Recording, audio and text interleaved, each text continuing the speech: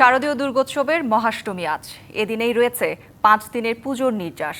আজ নারী শক্তিকে সম্মান জানানো হচ্ছে কুমারী পূজার মাধ্যমে।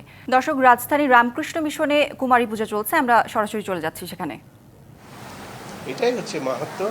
এবং কুমারী পূজার যে মাহাত্ম্য একটা আছে, যে এই পূজা করলে পরে যারা এই পূজা করবেন বা যিনি এই পূজা করবেন তার সর্বসিদ্ধি সর্ব অভীষ্ট লাভ হবে, সব তার লাভ হবে যদি শুদ্ধাচারে এই কুমারী পুজোর কেউ অনুষ্ঠান করতে পারে। এটাই এর মাহাত্ম্য। আর আমরা মেয়েদের মধ্যে দেবীকে কল্পনা করার চেষ্টা করি।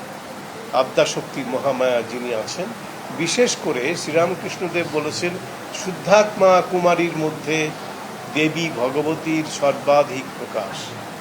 এবং এই শুদ্ধাত্মা বলতে আমরা সাধারণত 5 থেকে 7 বছর বয়স অবধি যে কুমারী তাকে আমরা নির্বাচন করি, এর বেশি আমরা যাই না।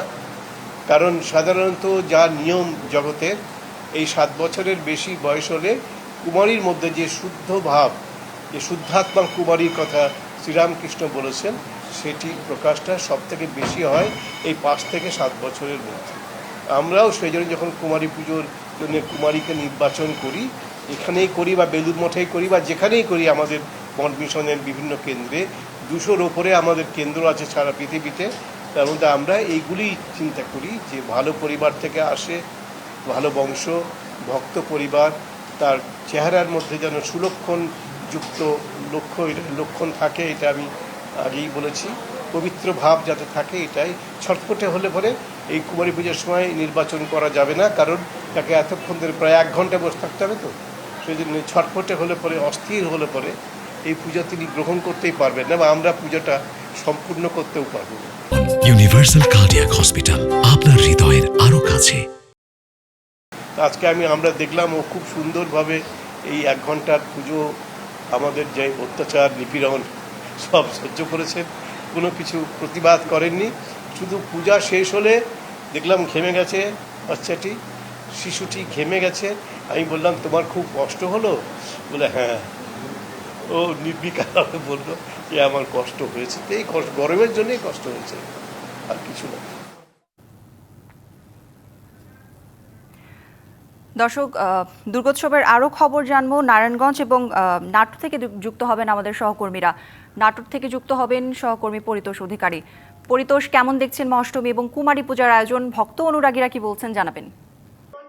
ইতিমধ্যে কিন্তু অষ্টমী পূজা সমাপন হয়েছে, এখন পুষ্পাঞ্জলি প্রদান চলছে। ভক্তরা কিন্তু ভিড় জমিয়েছেন প্রত্যেকটি মন্দিরে, তারা কিন্তু মায়ের উদ্দেশ্যে পুষ্পাঞ্জলি প্রদান করছেন, মায়ের কাছে প্রার্থনা করছেন দেশ, জাতি এবং বিশ্বের জন্য যাতে বিশ্বে হানাহানি কোলাহল না থাকে, শান্তিপূর্ণ অবস্থা বিরাজ করে, তার জন্য কিন্তু তারা প্রার্থনা করছেন। আপনারা ইতিমধ্যে শুনতে পাচ্ছেন মন্ত্রোচ্চারণের শব্দ। আর কিছুক্ষণ পরেই, এই পুষ্পাঞ্জলি অর্পণের পরেই শুরু হবে কুমারী পূজা। যে কুমারী পূজা প্রচলন হয়েছিল স্বর্গের বান্ধাসুর, মতান্তরে কলাসুর, যখন স্বর্গের দেবতা বা দেবীদের বিতরণ করেছিলেন, সেই কলাসুরকে বা বান্ধাসুরকে সেই স্বর্গ থেকে বিতরণ করার জন্যেই কিন্তু কুমারী মায়ের আবির্ভাব হয়েছিল। মা দুর্গার একটি রূপ হচ্ছে এই কুমারী মাতা। এই প্রকৃতি পূজা হিসেবে বা অসুর বধের হিসেবে বিশ্বে শান্তি আনার উদ্দেশ্যে এই কুমারী মা কিন্তু পুনর্জন্ম লাভ করেন, এবং পুনর্জন্ম লাভ করে কলাসুরকে বধ করে আবারও স্বর্গের শান্তি ফিরিয়ে নিয়ে আসেন। সেই থেকে এবং এই মর্তে রামকৃষ্ণ পরমহংসদেব কিন্তু এই পূজা প্রচলন করেন। তারপর থেকে পৃথিবীতে এই নারীরূপী, প্রকৃতিরূপী, মাতৃরূপী এই কুমারী পূজা কিন্তু হয়ে আসছে, এবং নারীদের প্রতি সম্মান এবং শ্রদ্ধা জানাতেই এই কুমারী পূজার আয়োজন করা হয়ে থাকে। গৌরী, এই পর্যন্ত ছিল নাটোরের কুমারী পূজার সর্বশেষ। পরিতোষ, ধন্যবাদ আপনাকে।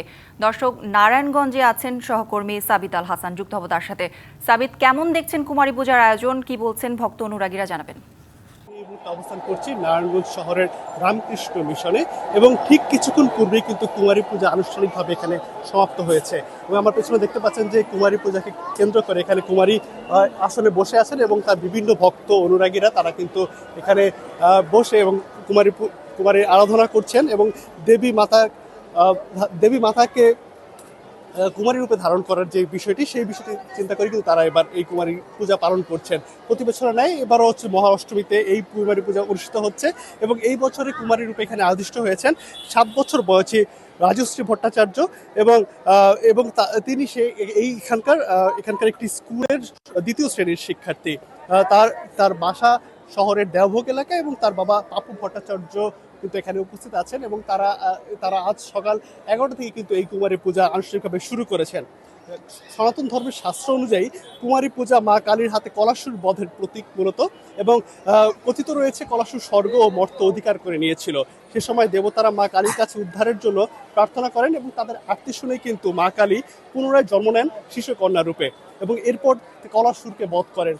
তারপর থেকে কিন্তু মর্তে কুমারী পূজার প্রচলন শুরু হয় এবং তারই অংশ হিসাবে নারায়ণগঞ্জেও কিন্তু এই কুমারী পূজার প্রচলন আজ হচ্ছে। প্রতি বছরই দুর্গাপূজার এই অষ্টমীর দিনে কিন্তু কুমারী পূজা শুরু হয় এবং তারই ধারাবাহিকতা আজকেও এই কুমারী পূজা চলছে। এখানকার যারা ভক্তবৃন্দ রয়েছেন তারা বলছেন যে নারীকে সম্মান করার অংশ হিসেবে কিন্তু এই পূজা করা হয় এবং এই পূজার মাধ্যমে নারীর প্রতি যে সম্মান, নারীর প্রতি যে শ্রদ্ধা এবং নারীকে দেবীর আসনে যে বসানোর যে বিষয়টি সেটি কিন্তু তারা আসলে পালন করে থাকেন। তো এই ছিল নারায়ণগঞ্জের রামকৃষ্ণ মিশন থেকে নারায়ণগঞ্জের কুমারী পূজার সর্বশেষ তথ্য।